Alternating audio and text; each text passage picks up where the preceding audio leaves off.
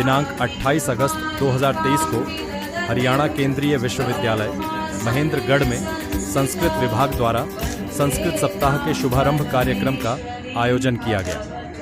विश्वविद्यालय के माननीय कुलपति प्रो टंकेश्वर कुमार महोदय ने कार्यक्रम के लिए शुभकामनाएं दी तथा संस्कृत भाषा में निहित विपुल वैज्ञानिक साहित्य को आने वाली पीढ़ियों के लिए उपयोगी एवं ज्ञानवर्धक बताया। संस्कृत सप्ताह के आयोजन हेतु समस्त विभाग को शुभकामनाएं देकर प्रोत्साहित किया। विश्वविद्यालय की माननीय सम कुलपति प्रो सुषमा यादव महोदया ने संदेश के माध्यम से कार्यक्रम के लिए शुभकामनाएं एवं आशीर्वचन प्रदान किए। कार्यक्रम के मुख्य अतिथि स्वामी समर्पणानंद जी ने अपने वक्तव्य में संस्कृत भाषा से होने वाले लाभों से अवगत करवाते हुए संस्कृत व्याकरण की वैज्ञानिकता परिलक्षित की तथा संस्कृत ग्रंथों में प्राप्त आचरण शिक्षा का महत्व बताते हुए श्रोताओं को संस्कृत पढ़ने के लिए विशेष आग्रह किया।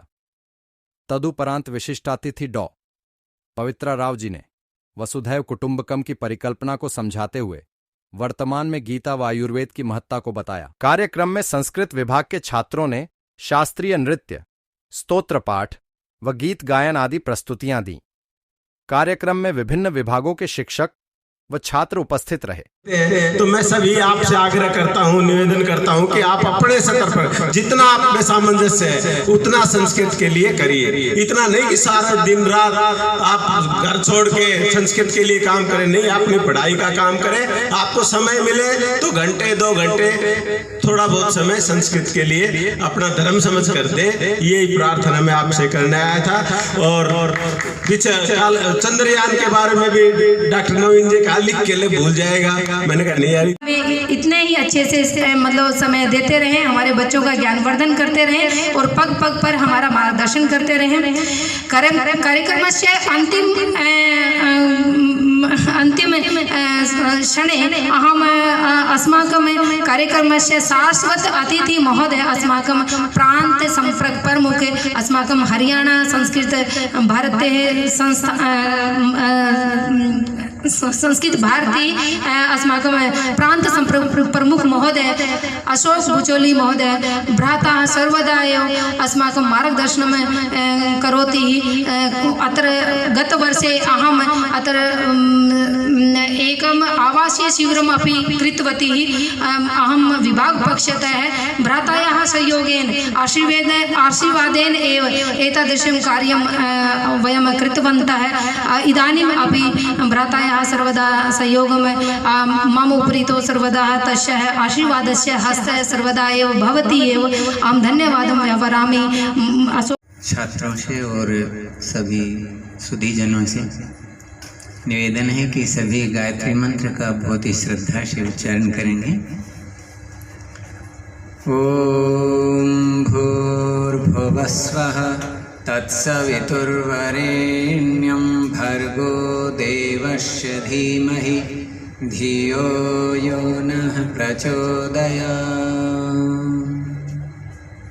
बहुत ही आदर और सम्मान के योग्य जो संस्कृत विभाग की विभागाध्यक्ष डॉक्टर सुमन जी और इस संस्कृत के लिए बहुत ही अपना कार्य करने वाले हमारे भाई अशोक जी और यहाँ पर जो अतिथि रूप में पधारी हैं हमारी बहुत ही सम्माननीय बहन पवित्रा राव जी और सभी सम्मानित शिक्षकों, सभी सम्मानित छात्र।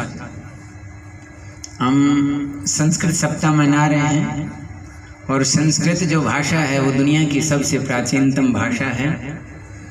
इस धरती पर मनुष्य रूप में आया और उसने यदि वाणी का प्रयोग करना सीखा तो वो सबसे पहली क्या थी, इस पर यदि आप लोगों ने शोध किया हो, जो पढ़े लिखे हैं वो जानते हैं कि वो संस्कृत भाषा थी जिसको देव भाषा भी कहा है।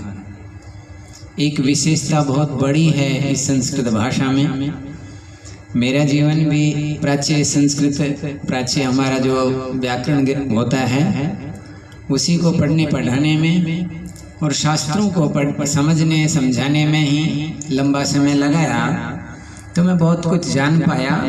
अपने अनुभवों से बहुत कुछ चीज़ें बता सकता हूँ जो हम ऋषि मुनियों के मार्ग पर चल करके प्राप्त की। तो मुख्य बिंदु होती हैं कि हमारे शास्त्र हमारे को प्राप्त हैं, लेकिन बहुत कुछ उनके अंदर मिलावट भी हो गई, जिसके कारण से हमें शुद्धता नहीं मिल पाई। फिर भी आप संस्कृत भाषा को देखेंगे तो जितना लालित्य है, जितनी सुशिष्ट भाषा है, इतनी कोई भी भाषा नहीं है। आप लोगों ने देखा होगा कि हर जो भाषा होती है उसके अंदर आप अपशब्द बोलते हैं, जिसको हमारे यहाँ गाली कहते हैं, तो वो दिखाई देते हैं, सुनाई देते हैं, हमें अभद्र भी लगते हैं। लेकिन संस्कृत भाषा में आप किसी को गाली भी दें, कोई कम बुद्धि का व्यक्ति है और उसको आप गर्दभ कह दें, तो वो गाली ही नहीं लगती, फिर भी शालीनता सी जैसी लगती है उस शब्द के अंदर। संस्कृत में यदि कोई गाली भी है तो वो कैसे बकी जाएगी, कैसे बोली जाएगी, तो आपको लगेगा ही नहीं कि ये गाली दी गई है, जबकि सभी भाषाओं में ऐसा हमें एहसास होता है। तो ये जो देव भाषा है एक विशेष भाषा है। इसकी बनावट में देखिए संस्कृत, अब देखो संस्कृत का मतलब होता है सम्यक रूपेण, कृत मतलब ये हमें अपनी क्रिया से जोड़ती है। क्रिया का मतलब होता है कि मनुष्य संसार में आता है तो वो अपने व्यक्तिगत साधनों से कुछ न कुछ करता है, और वो करना उसका कैसा होना चाहिए, तो कह रहे हैं कि संस्कृत होना चाहिए।